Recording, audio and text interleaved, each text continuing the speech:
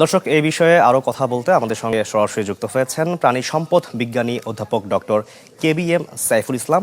আমরা সরাসরি চলে যাচ্ছি তার কাছে। ডক্টর সাইফুল ইসলাম, আপনাকে স্বাগত আমাদের কৃষি 24-এ। আমরা রিপোর্টে যেমনটা দেখছিলাম যে সারা বিশ্বেই পোষা প্রাণী বিড়াল খুবই জনপ্রিয় এবং একই সঙ্গে আমাদের দেশেও কিন্তু জনপ্রিয়তা দিন দিন বাড়ছে। এটিকে আপনি কিভাবে দেখছেন এবং একই সঙ্গে আমাদের বলবেন যে আমাদের দেশীয় যে বিড়াল, এটি পালনে কতটা গুরুত্ব রয়েছে? আপনাকে ধন্যবাদ। আপনার মাধ্যমে যারা বিড়াল পালেন, বিশেষ করে পেট ওন করেন, পেটকে বিড়ালকে পেট হিসেবে গ্রহণ করেছেন, যারা বিড়ালের গার্ডিয়ান, তাদেরকে শুভেচ্ছা জানাচ্ছি, অভিনন্দন।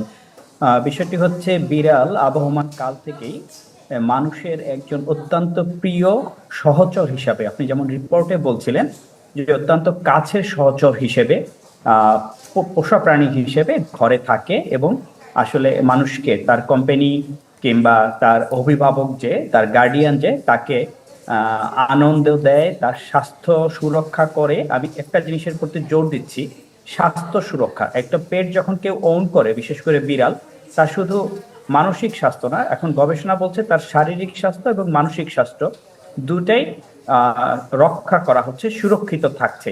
তো সেক্ষেত্রে বিড়াল হচ্ছে একটা পেট হিসেবে সবচেয়ে ভালো একটা প্রাণী, যাকে আপনি খুব অল্প সময়ে এবং অল্প খরচে, লো মেনটেনেন্সের মাধ্যমে, যার জন্য খুব স্বল্প পরিমাণ জায়গা দিয়ে যাকে আপনি ঘরে রাখতে পারেন, যেটা হয়তো বা কুকুর বা অন্য কোনো প্রাণীর জন্য, পোষা প্রাণীর জন্য সম্ভব হয় না।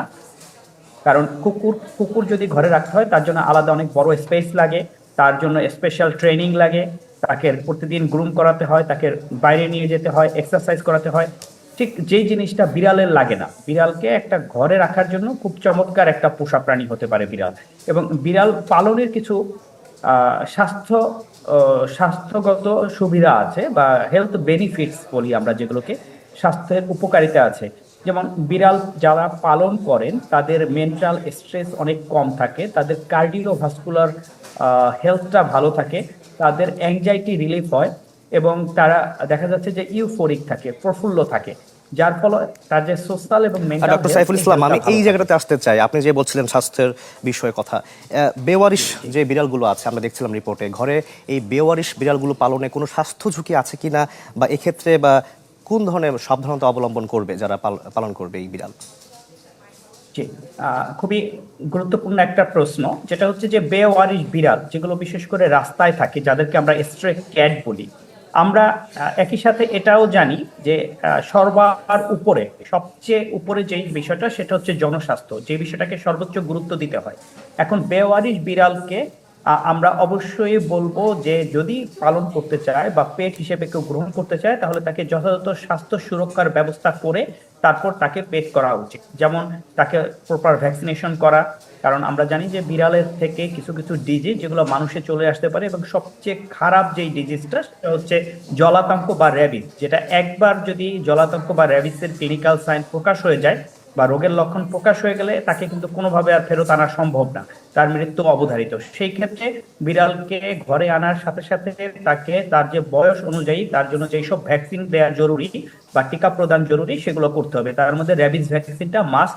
এর সাথে সাথে কিছু ভ্যাকসিন আছে যেগুলো বিড়ালের ভাইরাল ডিজিজ হিসেবে পরিচিত, প্যানলিউকোপিনিয়া, রাইনোট্রাকিয়াইটিস, ক্যালিসিভাইরাস এবং ক্লামাইডিয়া, এই ভ্যাকসিনগুলো করা উচিত। এবং তাকে ডিওয়ার্মিং করানোটা খুব বেশি জরুরি, কারণ কিছু কিছু কৃমি, ডিওয়ার্মিং বলতে হচ্ছে কৃমিনাশক খাওয়ানো, কারণ কিছু কিছু কৃমি যেটা বিড়াল থেকে মানুষে চলে আসতে পারে। তবে যদি বিড়ালকে প্রপারলি, যথাযথভাবে কৃমির ওষুধ খাওয়ানো হয় এবং ভ্যাকসিন দেওয়া হয়, তাহলে খুব সহজে একটা বিড়ালকে অ্যাডপ্ট করা যায়। এবং আমি বলবো যে দেশি বিড়াল অবশ্যই বিদেশি বিড়ালের চেয়ে অনেক বেশি রেজিস্ট্যান্স ডিজিজের প্রতি, তাদের মেনটেনেন্স কষ্ট কম, এবং যেহেতু এদের আমাদের ক্লাইমেট বা আবহাওয়ার সাথে তাদের সুন্দর একটা সামঞ্জস্য আছে, তারা সহজে অ্যাডজাস্ট করতে পারে।